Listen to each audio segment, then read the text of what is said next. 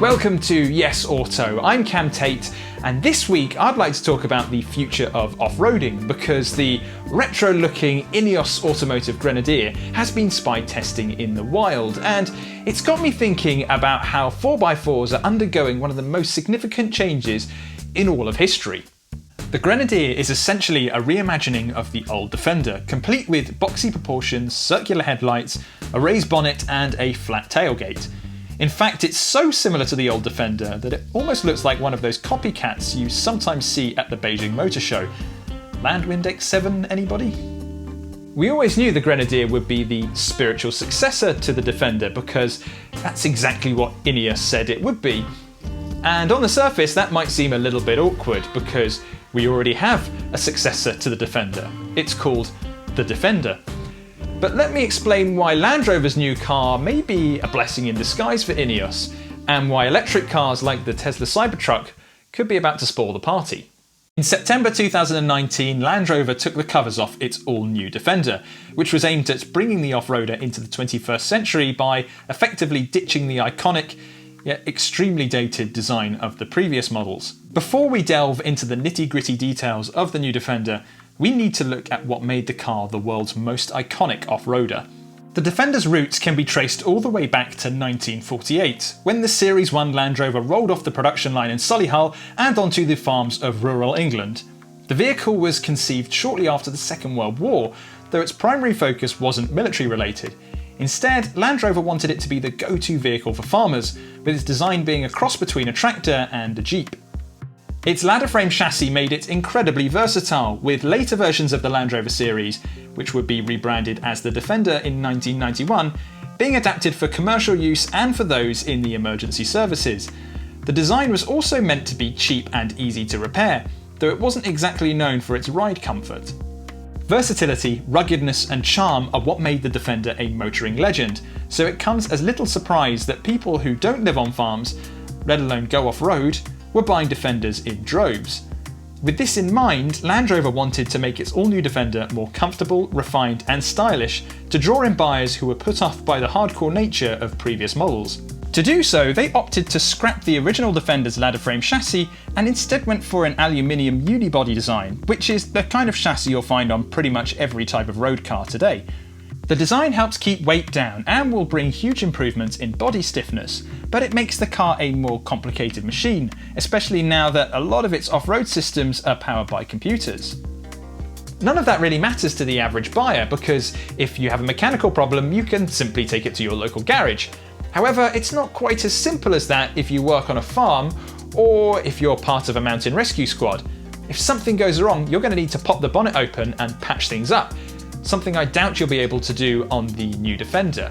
And because the car isn't built on a ladder frame chassis, it's unlikely third-party manufacturers are going to be able to quickly turn around a flatbed version of the car. Now, this is a really bitter pill to swallow for a lot of Defender fans, but it could be the perfect opportunity for INEOS Automotive and the new Grenadier. Announced all the way back in 2017 as the spiritual successor to the Defender, and at a time where Land Rover had pulled its iconic model from sale, the Grenadier will be a back-to-basics 4x4 built in collaboration with Austrian vehicle development firm Magna Steyr. Although we've not seen the car in production form just yet, the latest spy shots confirm that it will be close to a carbon copy of the Defender. We can see that it'll look almost identical to the Land Rover, adopting the same body style and similar design elements to the legendary 4x4. The car is so boxy that INEOS Automotive CEO Dirk Hailman said the bodywork is flat enough to rest a mug on. Crucially though, we know it'll feature a steel ladder frame chassis design, so it'll be offered in a host of different body styles from the more traditional station wagon to pickups. It may not be the most advanced vehicle on the market, but those unhappy with the new Defender now have something that takes over from where the previous model left off. That all sounds wonderful. The Defender represents how far we've come, and the Grenadier will probably end up on a farm, working for decades upon decades, and could probably survive a nuclear apocalypse. But what about the future of off-roading? Yes, it can only be the Tesla Cybertruck. This is quite possibly the most divisive car of all time, with some fans falling in love with the design while others shove their head under a tap and try to wash the sight of it away. Admittedly, it's unlikely the design will stick, as Tesla has already started making some changes that I suspect have been done to improve safety. Either way, we know electric cars provide near instant torque, which is absolutely what you want when scaling a cliff face. The Cybertruck also uses a skateboard chassis, where the battery sits between the front and rear axles, opening up the possibility of launching several body styles on the same platform. And with an estimated EPA-rated range of over 500 miles in tri-motor form, you won't be worrying about running out of battery while in the middle of a desert. But it's not just the Cybertruck that's leading the charge on electric off-roading. US-based Bollinger Motors has essentially created a cross between a Land Rover and a Hummer, and shoved an electric powertrain in the middle of it. It's available in two forms, the B1 station wagon and the B2 pickup, with the latter being available with a modular option so that you can adapt it for commercial use. You can even add a hatch in the centre of the vehicle so you can haul logs around. Then there's the Rivian, a more conventional off-roader with a neat party trick. By modulating torque between each wheel, the R1T pickup or the R1S SUV are able to spin 360 degrees on the spot, a bit like a tank. That could come in pretty handy if you find yourself stuck in a dead end in a suburban cul-de-sac. So there you have it, 3 very different approaches to off-roading, all of which you can expect to be on sale in the very near future.